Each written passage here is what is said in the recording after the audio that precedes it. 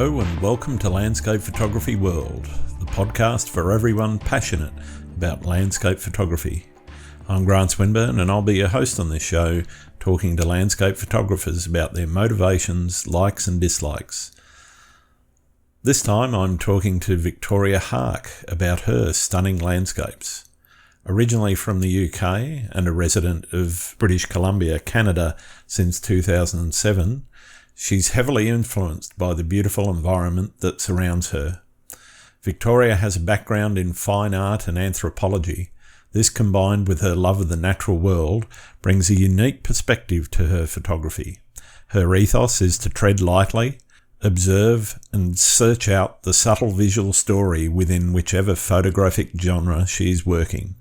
Her work covers the fields of landscape, portrait, wedding, event, promotion, editorial, stock and photography education, allowing her to stay creative and excited about the projects she undertakes. Viktoria has been published by numerous media outlets around the globe, online and in print, including the BBC, CBC, N-Photo magazine, Outdoor Photography, and many others. She's a freelance writer for Photo News magazine and was a regular contributor to Outdoor Photography Canada magazine. On top of all this, she's a Nikon Canada ambassador and Lower Pro global ambassador. We discuss her creative process and the way social media has shaped photography, as well as how to stay balanced with all the noise that can be created around social media. I hope you enjoy the show. Hi, Viktoria. Great to have you on the podcast. How are you going? I'm good. Thank you very much. Thanks for inviting me. An absolute pleasure. I'm really chuffed to have you on board. I think you're my first Canadian, though, as people will probably tell throughout this, you've actually got an English accent. So whereabouts are you from? Both originally and also now? Originally from the UK, just to confuse everybody, and I've lived all over the UK, but mostly in Dorset, so on the south coast, and I moved to Canada about 13 years ago now. So I don't think there's any chance of me picking up the Canadian accent at this point, but A bit late. Yes. But so now I live in British Columbia, so I'm kind of in central southern British Columbia. Mm-hmm. So for those people that know Canada, I'm kind of midway between Vancouver and Calgary. So relatively close to the Rockies, and, it's kind of 5 hours between each of those two places. Yeah, okay. So obviously a lot of your photography is based around the Rockies, and I guess we'll talk a little bit about that, in a little later in the episode. But what actually got you started with photography, and in particular landscape photography? Well, I've always been into the arts. So when I was at school, I was always studying art, and I actually started a fine art degree, and I was going to do sculpture. So I've always had a kind of interest in the visual side of things. Dropped out of that and then did an art history degree, which was kind of art history and anthropology. I did a lot of non-Western art. Studied a lot of non-Western art, finished that degree, and then ended up living on a small island in the UK and working for the National Trust, which is Europe's largest conservation charity. So I was working for them on this small 500-acre island.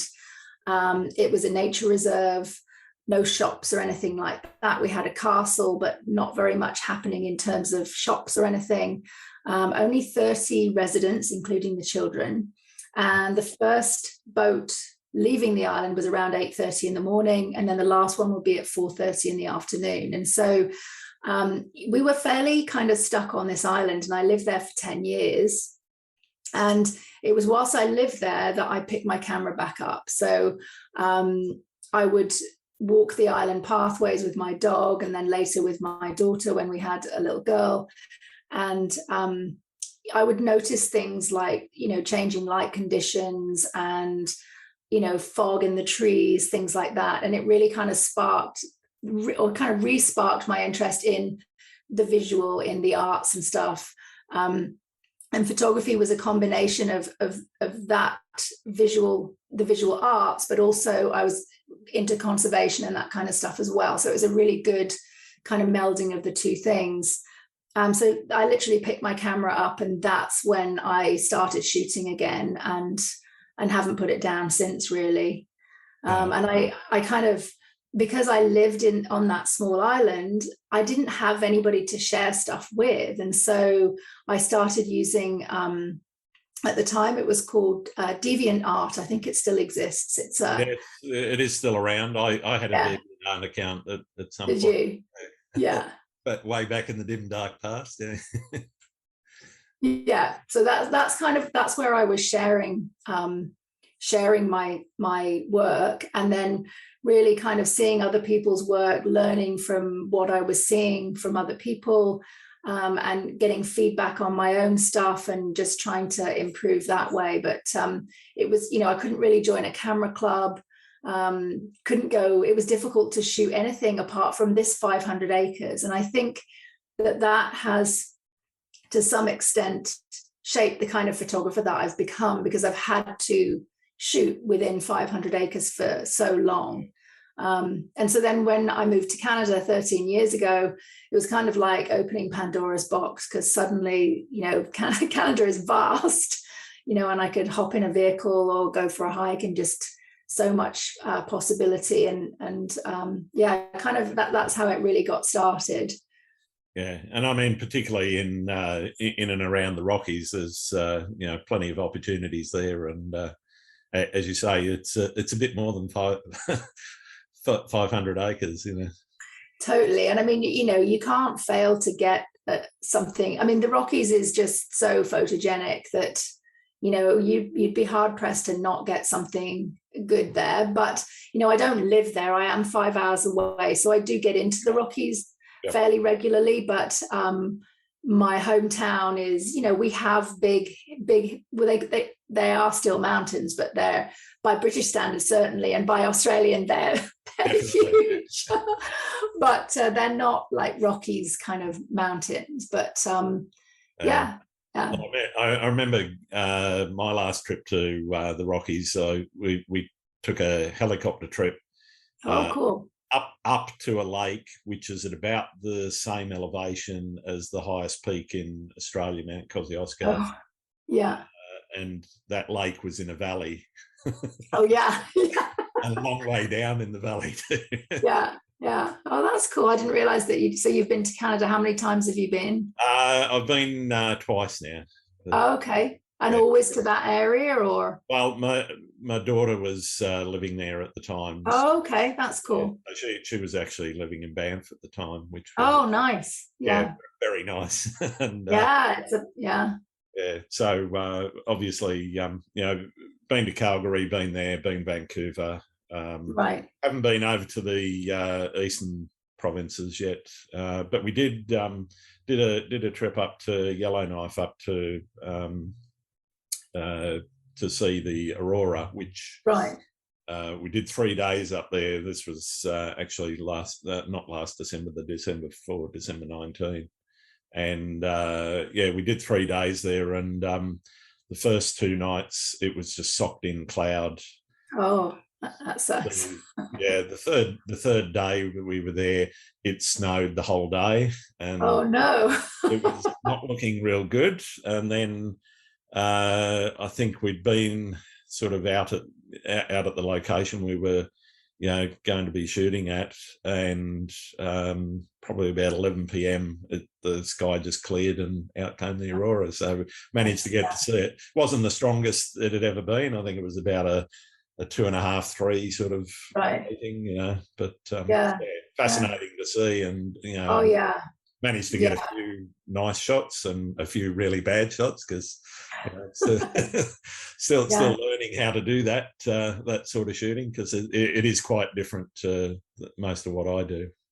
Yes, we do get the aurora here as well, but not nearly the same as you do up in Yellowknife. And I've never been to Yellowknife, actually. My brother used to live there, but we do get the aurora, but it's not nearly as bright down here normally. But it's so cool to see, and I find it interesting that you can have an aurora predictive app, and it tells you that there is an aurora that night. You can go outside and stand there, but you can't see it. You have to if you get the camera out, then take a shot, and then it's like, whoa, there's aurora. So then head to the spot. You could see ours with the naked eye, but the camera really brought it out, obviously, because you can get that 25, 30-second exposure and get a lot more colour that way. But anyway, enough about my holiday. It's very interesting. I want to get up to Yellowknife. And I want to go back, and I want to spend a bit more time there, and hopefully get a few more clear nights. But anyway. That'll be for once the world gets back into international travel again. We're still a bit stuck on that. Yes. So I guess tell us a little bit how you decided to do photography full time, or how it became such a big part of your life. I mean, obviously you've got a passion for it, but how do you make that leap from, okay, well, might have a job or might not, and okay, this is really what I want to do? Well, I think continuing on from my story about how I started photography, living on the island. When I actually lived on the island, I worked for the National Trust, and I was lucky enough to sell some of my images in the National Trust shop on the island. And also I was commissioned by the property manager of the island to shoot some stuff as well. So that was kind of my launch into making some money from photography, just in a small way. When I moved to Canada, I continued, I was so excited to have more places to shoot. I continued to photograph things, and I would put stuff on Facebook at the time. That was Facebook and 500px. So I was posting stuff there, and then people would see, it's strange how people see a landscape photo and then think that you could shoot their wedding and stuff. So I ended up, doing things like family photos, and which was extremely stressful at the time, trying to, because, that kind of photography is extremely different, and you need to have people skills as well as operating a camera and stuff. You're controlling children and things happening. The landscape isn't likely to run away. No, it does other things, but it doesn't do that. You might not get the light you want, but and you don't with a lot of family photography as well. But so I ended up making some money from people photography. So that's where some income was coming in. That inevitably led to somebody asking me to shoot their wedding, which of course is extremely stressful. You can't mess up. You can't miss the most important moments.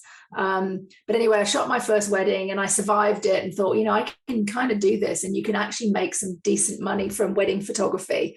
And so I started to make money from those kind of things. I did stuff for charities too. I did work for the BCSPCA, which is, like, I don't know what your equivalent is in Australia, but, like an animal rescue charity. RSPCA. The RSPCA, yeah. So I actually worked for them for a while. I would do photography for them, just for the branch that I worked at. So I kind of got my name known in the local community by doing some charity kind of work, covering different things.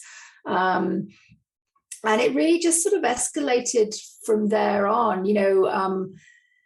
I would sell a few prints with landscape photography. And then, I think I probably did a workshop, or, did a workshop with a friend or something like that. And it's just really kind of progressed. And my photography continues to be, I love I love nature and the landscape. Those are my real passions. But I do enjoy all different types of photography, and my income comes from a number of different sources. So, I do make money from, writing for a magazine, and, it comes from a whole bunch of different places. I do some stock photography. But I think that photographing people takes away some of the pressure that many nature and landscape photographers feel to they have to sell that side of they have to sell that photography, and that can be really tough. And I can make money that way. I do workshops and that kind of stuff. But doing the people photography means that I don't have that same pressure to sell that side of business. And having a number of different income streams is really handy, especially with the pandemic. If I was relying on doing workshops and stuff and flying all over the world, which I don't do a lot of anyway, but I do the odd workshop here and there. I think things would be much more difficult, but I shoot for tourism.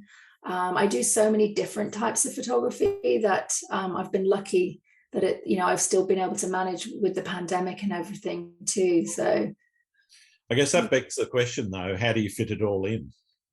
It's really difficult. I have a whiteboard here, which is full of, at the moment, my editing is, I've got maternity shoots to edit. I've got a couple of weddings. Next week I'm shooting for tourism. I'm going to try and fit in a trip into the Rockies to try and catch maybe some of the first snow. I'm constantly balancing these things. And I've also found myself in the public speaking circuit because now I'm working with Nikon Canada. Yep. So now I'm doing public speaking, which for me is really, it's actually my nemesis. I really hate public speaking. So I found myself... It's just you and me. There's nobody else listening. Thank goodness, because if there was anybody else, it would just be terrible. But no, I really, it was the thing that at university that would make me miss seminars and, if I had to present something. So I really don't like public speaking, but I'm finding myself more and more in that role. And so now I'm actually being paid to speak. And thankfully, with the recent pandemic, we've been stuck at home and I've had to do a lot of Zoom things, which is a lot better sitting in my office with a cup of tea or a glass of whiskey. It's a lot easier than standing in a huge room full of people. But that's coming next year. I have quite a lot of big presenting things coming up next year, which is pretty scary. But I'm at the stage where I need to be planning and getting those things underway and stuff too. So it's that my photography is moving into kind of a teaching role, which is it's great, but I can still, make some instant money from shooting a family or doing whatever, so it's sure. Yeah. So talk to me a little bit about the Nikon ambassadorship. What does that entail, and how did that come about? I was actually approached by Nikon to do a social media partnership. To sort of a contract to work with them and their social media to start with. And I think I have to be very grateful to Michelle Valberg. I don't know whether you know her. She's a wildlife photographer and a Nikon ambassador. And she came across my work and very, very kindly kind of pointed me out to Nikon. And so that's how I came to their attention. And I was invited to go to Toronto and speak for Nikon at a convention. So this is when I had the social media partnership. And I, now that you know what I think about public speaking, I just thought, oh my God, I don't know if I can do this. Why did I say yes? Yeah. So I said yes, but I remember thinking about it and thinking, I sort of weighed it up because I was absolutely petrified. And I thought to myself, well, would you rather go to, I was trying to think of the place in the world that I would love to go to the most and do that thing, or would you like the potential to be like working with Nikon? And it was the thing with Nikon that was, I was just like, I really want to do this. So I'm just going to have to get over it. So I flew to Toronto and I had to give a couple of presentations. And after that, they said they'd be looking at ambassadorships the next year and asked me if I'd be interested. And I was like, yes. Yeah, I was very, very, very excited. And yeah, I've been working with them now for a couple of years. And it's a great partnership. They don't put any pressure on me. It's been fantastic, and I'm really lucky that I can now get. I've been working with the oldest, not the oldest cameras and stuff, but working with some fairly elderly equipment for quite some time. We never had an awful lot of money to spend on camera gear, and it is really nice that I'm using the latest mirrorless cameras now, and I have access to the newest lenses, and I can borrow some things, and it's really nice, very, very nice. So while we're talking about gear, what's your favorite piece of new kit that's come across your desk? I love the mirrorless system, and I actually didn't think that I would. With my ambassadorship, I decided to get the D850. I borrowed it from Nikon. I absolutely loved it. Yeah. And that was the thing I really wanted. And I got the 850, and then Nikon gave me their mirrorless camera to use for 6 months. And I wanted to try it, but at the same time, I loved the 850. I'm not super technical. It takes me a little bit of time to figure things out, and I'm quite intuitive with my shooting. So, I know where buttons are. I don't have to think about it. It's all just very intuitive. And then to be given a completely different system, was a bit of a challenge for me to start with. But thankfully, they gave it to me for 6 months, because when it came to handing it back, I realized I actually couldn't hand it back. I really didn't want to part with it. Yeah. And it was a lot of it was the lenses. The lenses were so sharp. And I had the 14 to 30 f4 lens from them, and I just was like, I can't give this up. And so I realized that I was going to have to go into using mirrorless, and it was so much lighter. So many advantages. It took me that little bit of time to get used to it, but after I programmed a few buttons so that things were in places that I could find them, I really. So I would say the mirrorless system. I'm using at the moment I have the Z7 and the Z6 II, and I love all the lenses and stuff. So yeah, fantastic. Yeah. No, I haven't made the shift to mirrorless yet. It's oh, you haven't? Yeah, I was just going to ask you that. Almost. I'm still getting value. I'm a Canon shooter. I'm still getting value out of the 6D Mark II that I got a few years ago. Right. Despite the fact that I drowned it once and had to send it off to get it fixed. But yeah, we've all done that. But I mean, it's definitely. I mean, I'm obviously I don't necessarily want to throw away all the Canon gear that I've got, and there's certainly a couple of lenses that I know using the adapter will work really nicely with the new R systems. It's just a matter of making that call about, is it the R5 or the R6? Yeah. And I don't do a lot of videos, so I'm kind of leaning towards the R6 because A, it's cheaper, but B, I'm also still torn because there are some features on the R5 that I'm going, I could use. I don't now because I don't have one. Yes. Yeah, I know. Yeah. I mean, I think the problem is if you're given something to try out, that it's a problem, because then you're hooked in, and it's hard to give it back once you've had it. I mean, I probably would have sat looking at mirrorless, thinking, oh, that would be nice. It'd be a bit lighter, and and that's kind of where I'm at the moment. Is that? Well, yeah, that was it. And I loved my 850. I absolutely love that camera. So, I was very happy. But then there were just some of the features, things like the focus peaking and stuff like that. Very, very handy, and also being able to see kind of what you're shooting. You can see the sun star, you can see whether your shutter speed is too slow, you can see if your highlights are blown out. There's so much that you can actually see whilst you're shooting. Yeah. So don't try one. That would be my advice. Don't try it, because you're probably going to want it.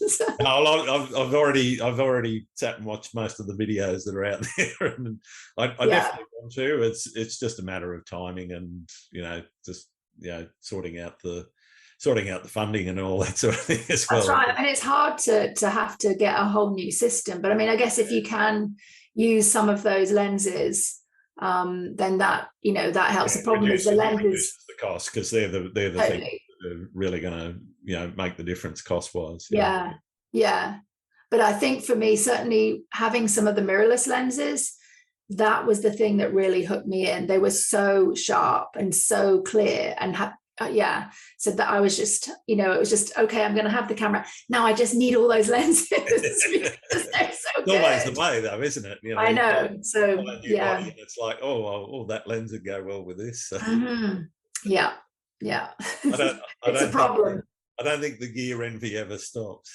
No, it doesn't. It doesn't. Yeah. So how far would you travel each year for your photography?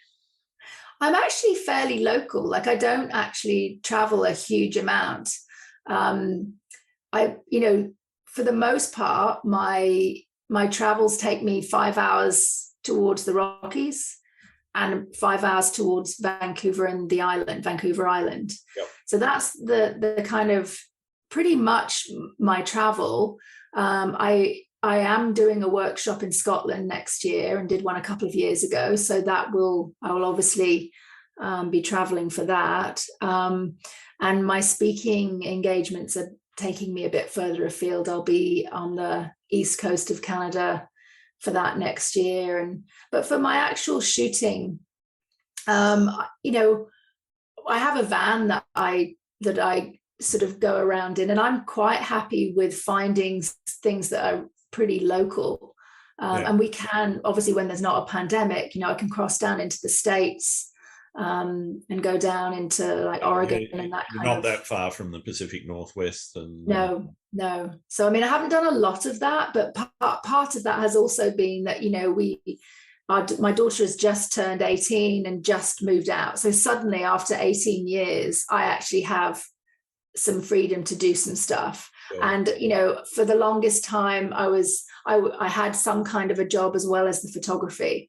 Yeah. So you can't just skip off and do stuff. But I'm actually looking at being able to travel a bit more, and not have to be back for my daughter. And I don't have, I'm now full-time as a photographer, making money that way. So I can actually do that, and having a van means I can do it pretty cheaply and stuff, and just stay in the van. And so what are the things that I guess makes your stuff distinctive? What do you think you're doing that might be different to others, and why do you do them? That's a tough one, because I don't know that my stuff is different to other people's. I guess the only thing one of the things that has separated me from other photographers is the fact that I do shoot so many different things. Yeah. And so I also think that because I shoot those different things, they all interconnect to some extent. So I'm finding that when I'm shooting some smaller scenes and, maybe using a macro lens, some of what I know about portrait photography and stuff will come into play. And if I'm shooting environmental portraits or a person in the landscape, obviously knowing about landscape photography, is a huge asset, because I have a bit of an understanding of, how to make sure I don't lose the highlights in the sky, and, shoot it like a landscape, but have a person in it or a dog in it or whatever it is. Yeah. And so for me, there's no real division between any of the different genres, and I shoot whatever I feel like, so if I'm out somewhere and I come across a scene and I photograph it, say it's a waterfall or something, and then I think, I wonder what it would look like if my friend stood in there, so then maybe she'll stand there, or I've got the dog with me, and I'm missing something in the landscape that gives it a focus.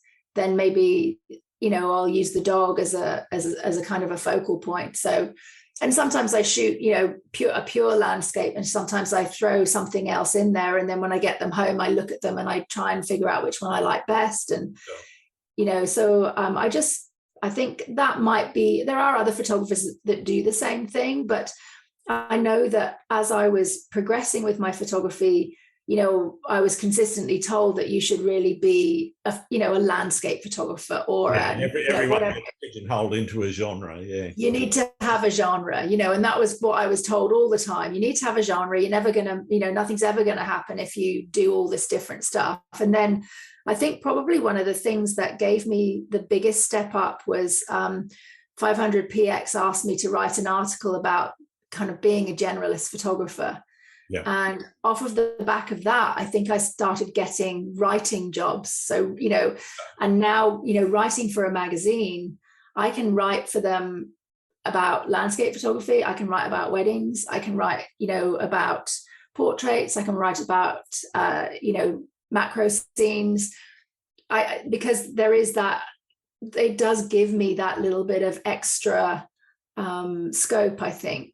So although it was the thing that I was told not to do, I couldn't let go of all the different things because I was too interested in them. And so I just insisted on keeping on doing them. And it has actually worked out. Yeah, it sounds like it's opened up a lot more opportunities because you are able to turn your hand to pretty much any of the genres. Yeah, I think for me it has, I don't think it is the right thing for everybody. Some people are just, they want to be just, and they're known for being a landscape photographer or whatever it is. But for me, it's kind of been okay to be known as kind of a generalist, and it's given me lots of options, and it keeps me really busy, and it stops me from being bored. At one point I thought, I can make money from wedding photography. I think I'm going to do that. And I thought, okay, that's what I'm going to concentrate on making money from, even though I don't think I could ever stop shooting landscapes and stuff. Mm. But I realized as I sat there, booking wedding after wedding and then sitting on the computer editing, I can't do that. So I book a few weddings. I don't want to book too many. I could book more, but I don't want to, because I get bored of doing the same thing and I don't want to do it. And I'd rather have different income streams. Yeah, I get you. So what do you see as being, I guess, your method when it comes to planning and so forth? Do you go into the field with a concept in mind? I mean, you talk about having to drive 5 hours to get to the Rockies. Obviously you're going to somewhere that you've already thought about. Do you have a vision in mind before you get there, or do you tend to let the concept come to you by reacting to, where you happen to land? Yeah, more and more the second. So more and more just allowing everything to happen. And I think, probably in the past, I would try and plan things more. I might see an image of something and think, oh, I'm going to go there and I'm going to, I've seen that image and I'm going to try and get something similar. And then there's the thing of, you get there and then the conditions aren't right and then you feel disappointed. And, so I've done all of that stuff and I understand, I understand why people do that. But more and more, I'm just going with the flow. I'm just going with what nature presents to me and trying to, not be rigid in my thinking, just to try and react to the elements. If it means I'm using a long lens and, shooting with a longer lens, then fine. Whereas I used to go in and think, okay, so, what's my foreground here, and have my wide angle ready to go. And, but now it's more and more what I'm trying to do is arrive at a place and see what kind of speaks to me. So what is it that's important to me? What am I finding in the scene that's of interest? And rather than kind of trying to sort of sculpt nature to what I want. I'm trying to react to what nature presents. And, and I think as your skills improve as a photographer, you're more able to do that too, because you can, whip out a long lens or, go for a macro or whatever it is. And I, more and more, I'm finding myself doing that. And I also find that makes me a much happier photographer. I feel way less stressed. Oh. And I'll just, a lot of the time I'm literally just walking the dog. I'm out with the dog and I see something. Yeah. And, I can shoot it there and then, or I'll see something and think, oh, if the weather conditions are a certain way, this is going to be potentially something that would work. So I think you're also, banking knowledge, knowing, oh, okay, if I come back in the fall, there may be mist on this lake or whatever it is, I'm going to potentially come back here and see, but then trying not to be disappointed if it's not that, because usually there's something else. And if you're really disappointed, you miss the something else. Yeah. I mean, I've spoken to quite a few photographers, obviously, for the podcast, and, quite a lot, talk about how they might get to a location and be disappointed because the conditions aren't quite right or whatever. But almost all of them always talk about, okay, well, you just refocus and you shoot something different than what you had in your mind. Yeah, and I think that comes with, certainly for me, that has come with experience, because I would go get disappointed and then just be grumpy and not be able to see anything else. Yeah. But now, I think just going with the flow, and then nature presents something incredible that you're just not expecting, and just trying to, react to that. So I think probably most of my shots that I like the best have been ones that have been completely unexpected. Mm-hmm. Something has just happened. It may have happened for like all of 5-10 minutes, and I've managed to capture it, and it was just not pre-planned, didn't expect it, didn't know those conditions would occur, and it just happened. So, and I think you do, like if you're heading into the Rockies in the fall, you have certain things in mind. You're thinking, oh, there might be some color, there might be some mist, there might be, there's all those things. There might be a bit of snow with some larch trees, and there's all that stuff in your mind, and you're kind of hopeful of different conditions. And so you go maybe at that time of the year, sure, knowing that might be the kind of thing you get. But yeah, I think really going with the flow has really made me feel a lot less stressed and renewed my kind of interest in just keeping it, just keeps it really fresh. Yeah. So in terms of, you mentioned a few social media things. Where do you see social media in terms of photography and, positive? Is it good? Is it bad? Is it indifferent? And how do you use it, I guess, is another point. So first off, where do you stand on it? And second, where do you see you utilising it best? I have to be thankful to social media, because that's how, if you remember me living on that small island, if I hadn't had that, then I don't think that gave me some impetus to create and to share, because I had somewhere to share what I was shooting. So I'm actually quite grateful to social media.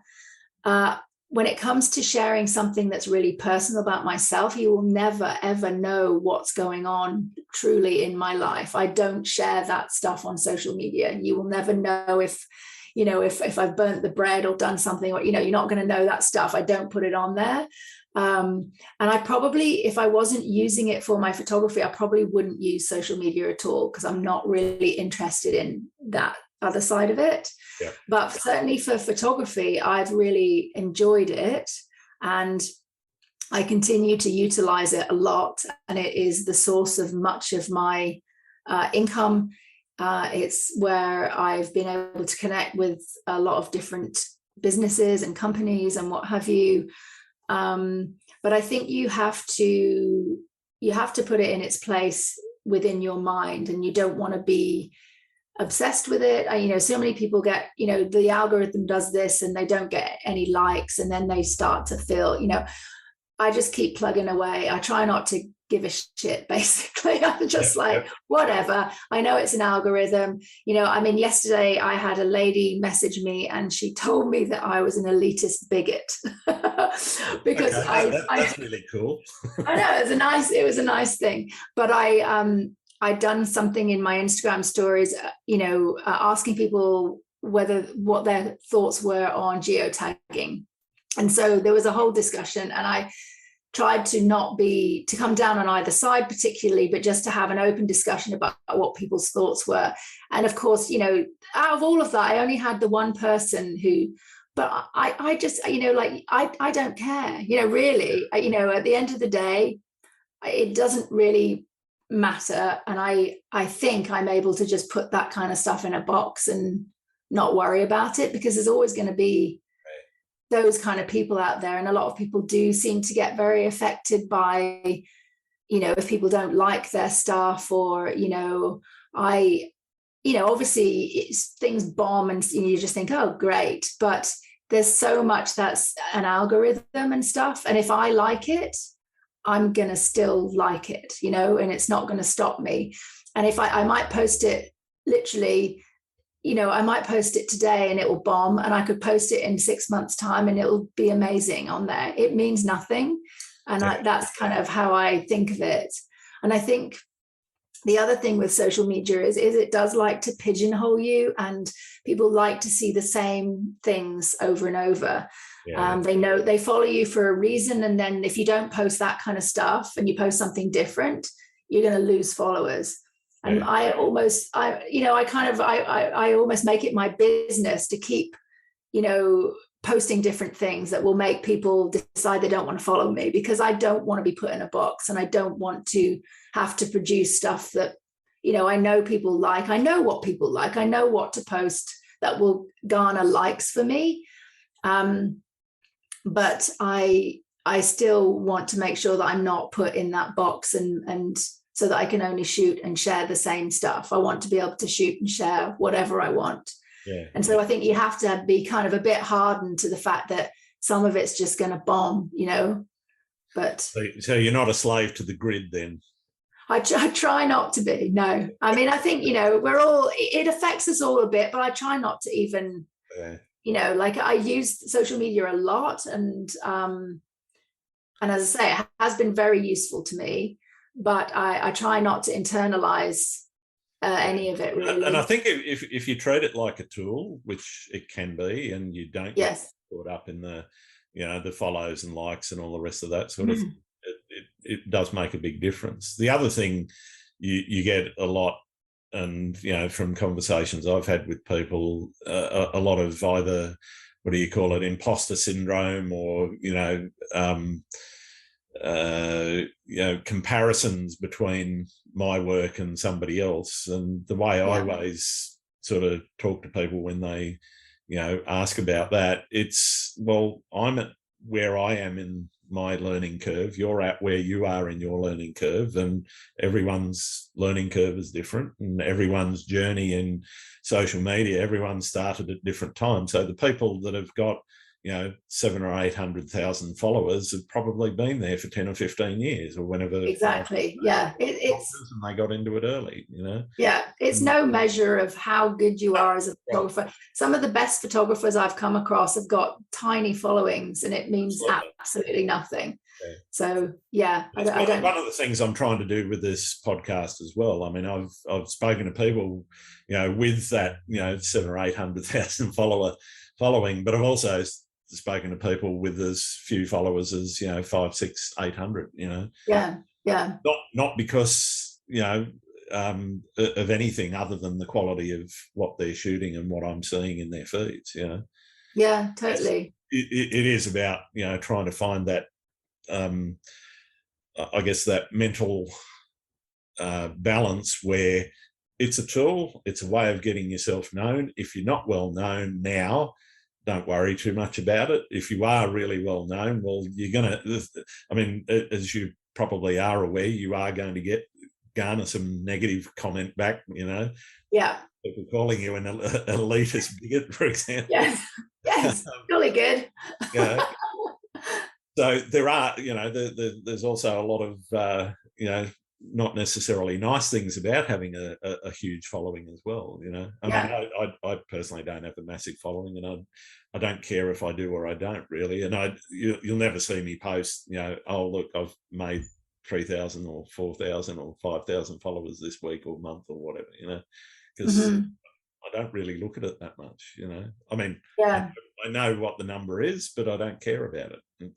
No, and I don't think, that's when people are suddenly, they'll sort of say, oh my, oh, I've lost all these followers. And I just I don't even bother looking. They go up and down, they play with you, they know you're at a big number, so they hold them back.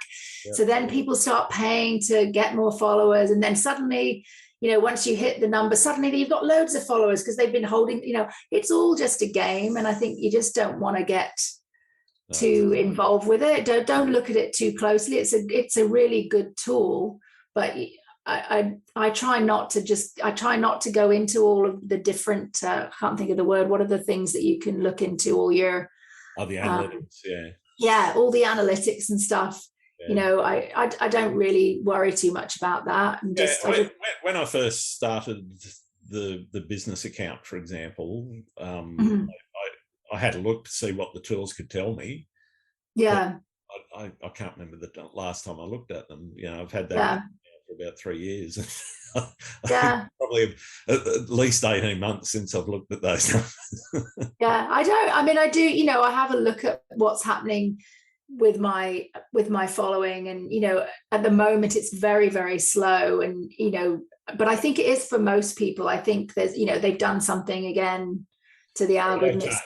They change the algorithm, and and I there's no point in panicking or getting stressed about it. I just do the same thing that I always do, and just keep plugging away at it. And I mean, I think I post regularly, and so that's something that can really help to keep a steady kind of following. But one of the other things I think is because I know almost all of them, I think all of them have some kind of algorithm about showing your posts more frequently or to more people when you're more engaged, because they're all about trying to hook you into using the app for as long as that's the way they're designed.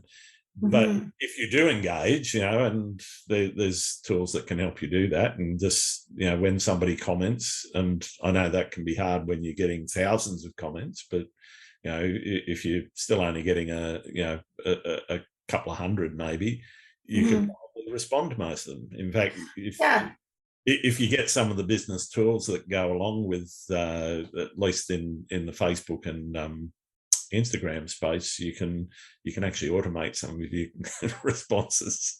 I mean, I recommend that, because I don't know what they would be like, but I mean, I have to say that for me, you'll be thankful for calling you an elitist.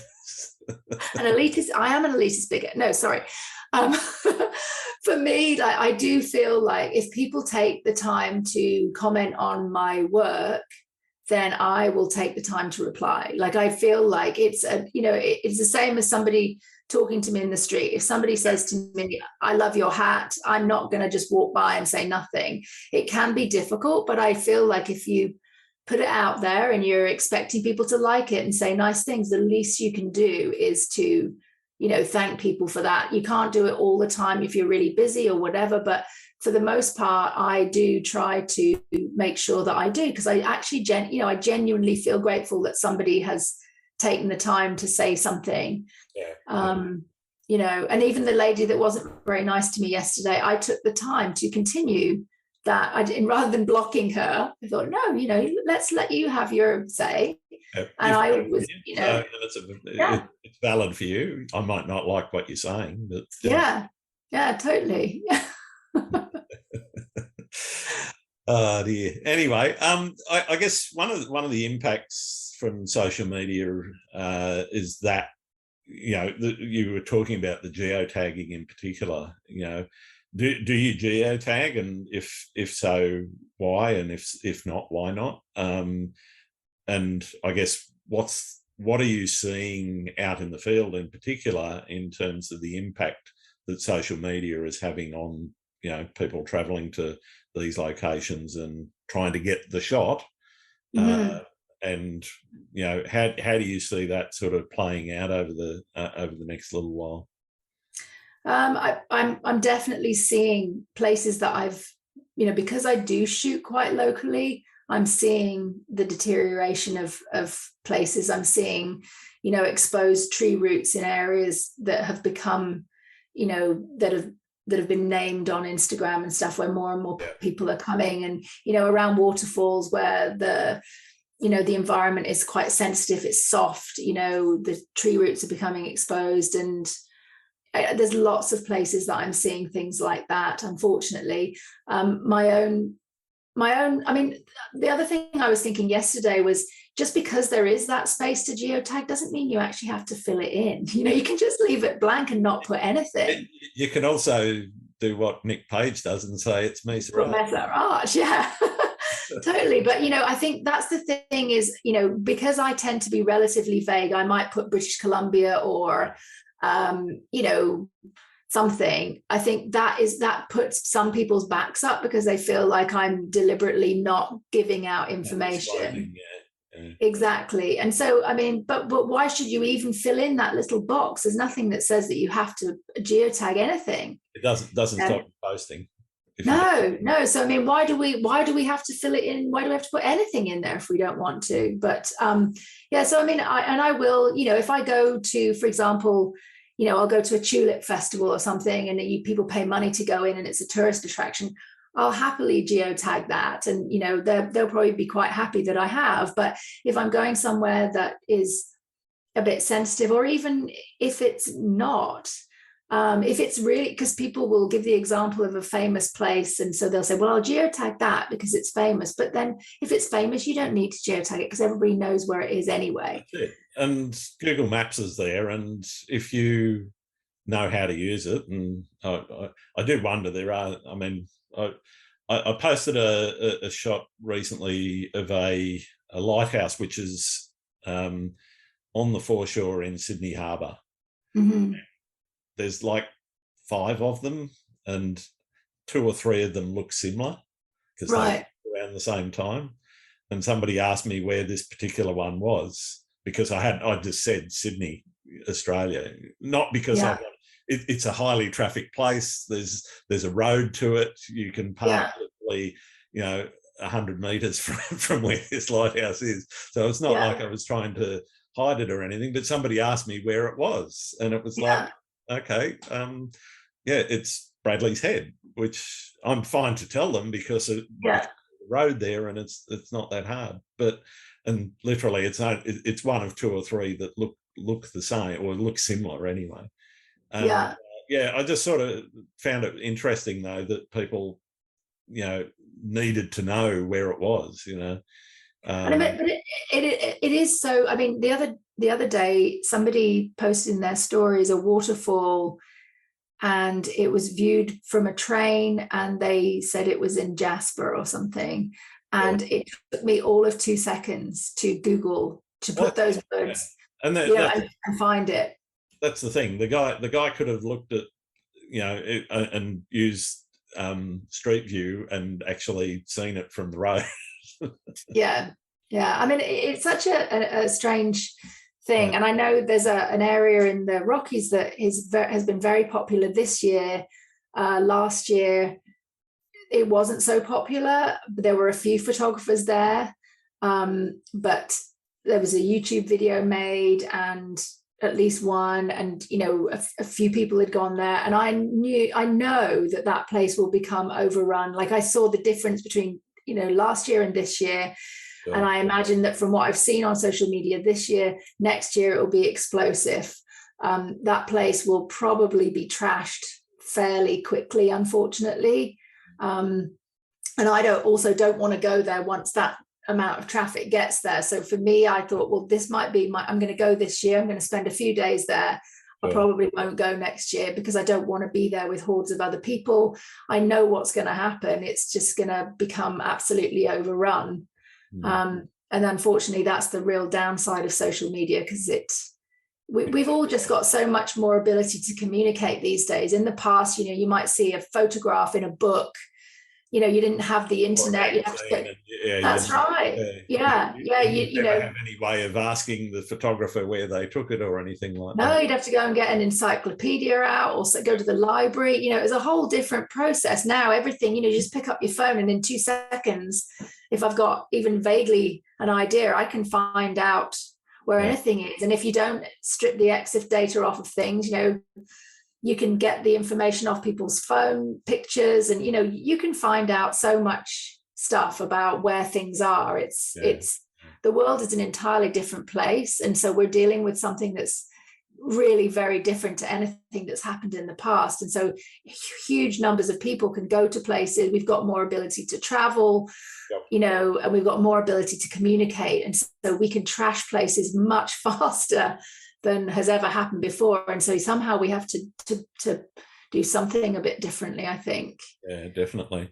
I mean, aside from the education of the general populace and people that want to go and get the shot or whatever, that are following photographers, do you think this is actually forcing some photographers to go to even more and more remote places and trying to get something that's totally unique, totally untrashed, totally, I mean, I've certainly noticed, the amount of traffic into places like Iceland and even Greenland and the Faroe Islands has just increased exponentially over the last few years. I think that there is that. I think people are wanting to try and find something that's different, and definitely there is that need to shoot something that hasn't been shot before, and so we're just spreading, everywhere, trying to find that uniqueness as more and more people are sharing and shooting, and and in a lot of ways it's fantastic. With an 18-year-old, I see my daughter, social media can give her a reason to go out to photograph a sunset, to go to a beautiful place and take some pictures, and then she can share them on social media. So that there are some really positive sides to it too. It gets her out from sitting up in her bedroom on a screen or sitting in front of the television or whatever, and it can give people a purpose, and to see people going to these places and doing their Instagram selfies. It's a lot healthier than some of the other things they could be doing. But then there is just also that added numbers of people, and the what the impact that's having on on places. Yeah, and I think in particular some of those places that may not really have the infrastructure for the volume of people wanting to go there, as well is starting to become a real problem. I was talking to a New Zealand photographer recently who was saying that up until the pandemic, they were, particularly in the South Island of New Zealand, they were starting to get quite concerned about the volume of people. Not only the spectacular stuff coming out of Instagram, but there was also good old Peter Jackson with his Lord of the Rings trilogy and the Hobbit and everything, just showing off Middle Earth, and everybody wants to go and visit totally see that landscape. Because I know I was in New Zealand for 6 months before Lord of the Rings, and I was traveling around in a tent, basically, with not very much money, just traveling around New Zealand. And I believe it's a very different place to the place that I experienced back then. Well, I've seen photos and videos of queues of camper vans and tourist buses and whatever at some locations, and it's like the good old Wanaka tree, and somebody hacked the limb off, didn't they? It just makes you wonder sometimes. But I know there was an ice cave in the Rockies last winter, and somebody had gone in and scrawled, I think they must have cut it in with a knife or something, and put something about Instagram on it. So basically they were having a go at those people that were going there for an Instagram shot, trying to ruin their Instagram shot by scrolling across it. But I mean, it makes them as bad as it's just awful, really. And people are still going there. They're just having to Photoshop the scroll out of the shots. But honing up the Yeah, cloning tools. that's right. Yeah, Yeah. it certainly makes me wonder sometimes that what gets in people's heads. But I guess it's one of the things in terms of education that hopefully platforms like mine and also yourself on social media can help a little bit and educate people. Not to go leaving their rubbish around, not to go traipsing beyond fences and so forth, where you're getting into what can be quite sensitive and delicate ecologies, and Yeah. just trashing the place. And it doesn't take that much foot traffic to actually cause some damage to some of these Oh places. no. Yeah, it really doesn't, especially places that are kind of wet, or, alpine areas where it takes years and years for those tiny trees to grow, and then somebody just, Yeah, I think it's just a matter of awareness, because we get into photography usually because, not necessarily as people who know much about nature. We might get into it because we just, we like a sunset, but as we continue with that, I think you begin to hopefully begin to learn about nature and learn about, and we all do things that are wrong. We've all stepped over the fence. We've all, gone off the footpath. We've all done the stuff. Yeah. But I think, if you do have any kind of a platform to kind of let people know that it's not what you want to be doing, we're all going to do the wrong thing at some point. But if we can start to educate each other, and there are, so many things I don't know, when it comes to things like wildlife photography, I thought it would be interesting to take up a bit of wildlife photography. Oh. And, I didn't know anything about it. And I started listening in to some things about wildlife photography. I'm learning, so many things that I didn't know about what you shouldn't do, but I wouldn't have known that. I'd have just gone out with my camera and, but I think if we can use social media to at least spread the word about, hopefully in a way that's not too horribly preachy, but just letting people know that, it's not what you do. You don't want to do that because there is an impact. Yeah, absolutely. I guess what are you looking for in a location, in terms of how unique it is, or how do you look for something that is unique, extending on from that, photographers looking for something that's different. Right. What is it that you're looking for that is different, I guess? I don't know. I mean, I think if you shoot in things like different weather conditions, for example, here in Canada in the winter, we have snow and ice, which in the UK we don't have. And to me, it's one of the most magical times of the year, because what can be just a normal scene becomes something incredible, because you don't know how that ice is going to form. You don't know what kind of shapes it's going to make. Sure. And so I think, you can go to the same place over and over, but you can shoot it in different conditions, and perhaps capture something that's really unique. And I think it doesn't have to be, I don't feel like I have to go to a brand new place, but I enjoy seeing, maybe the same place, but in different, with different things happening. And yeah, like, heading into the Rockies at the beginning of winter when there's ice forming on lakes and there's frost flowers and there's, that to me, that's just magical, because what can be really mundane is really interesting. And you can be in a parking lot with a bunch of leaves, lying on the ground with really cool kind of ice on them or something. You don't have to go to exotic places necessarily to find some really interesting things. It can be literally in the parking lot. You just have to look and, go out. And I think that's what I'm enjoying about kind of shooting smaller scenes and not going out with too many preconceptions, because I'm actually noticing things in forests and things that are different that I probably would never have seen before, because I'd be too busy planning my next big sunrise shoot at the base of whatever mountain. But now I'm seeing, these smaller things, and there's all sorts of interesting stuff out there. Yeah, no, that's great advice. What do you think you've learnt about the world through photography? Oh, that is a big question. What have I learnt about the world because of photography? Whoa, wow, that's so vast. I don't know where to start with that. I've learned so much because photography has been such an integral part of my life for so long that probably most things I know are connected with photography, because it's what I even dream it. I dream in f-stops quite a lot. I'll wake up or I'd be thinking that's f2.8. I'm actually dreaming those things.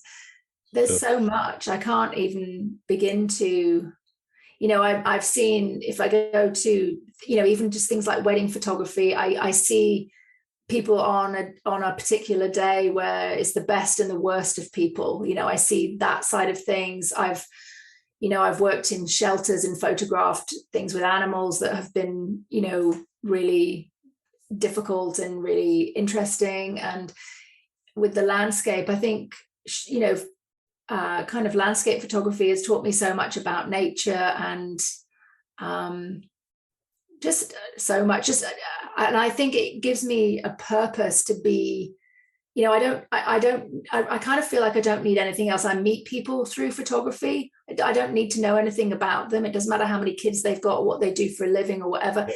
If we have a camera and we want to go shoot a lake or something, then we'll get on. Like it's as simple as that. I have a purpose when I head out with a camera. It doesn't matter where I'm going. I've always got something that I can do. I may have completely gone off topic there. No. It's such a huge question. I'm not quite sure how to answer it. I'm just interested. I mean, as you can tell, I'm quite passionate about hearing stories from people about what they do and don't do, and what they like and what they don't like. I guess what's your most memorable experience in photography so far?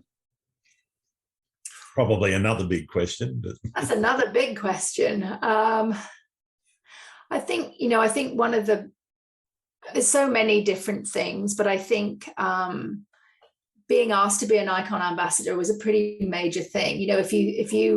If you love photography and you have a camera brand that wants to work with you, that's kind of the epitome of, for me, that was just like, wow, that kind of makes me feel like maybe I'm not producing total shite all the time. Somebody thinks this is okay. Yeah. So, somebody likes what I do. Yeah. Yeah, because, most of the time I know certainly I'm questioning whether or not it's rubbish. And, it's, so if a camera company comes to you and says, we'd like to work with you, then you're like, wow, that is amazing. Like, who'd have thought that would happen? So that was a pretty big moment for me, I think. That's fantastic. Yeah. What about the least favorite thing? What's your least favorite thing about being a photographer? I really like being a photographer. Yeah, but there must be some aspects you don't like. The business side, maybe. I don't know. Yeah, the business side for sure. I'm definitely not. I'm not good with the business side.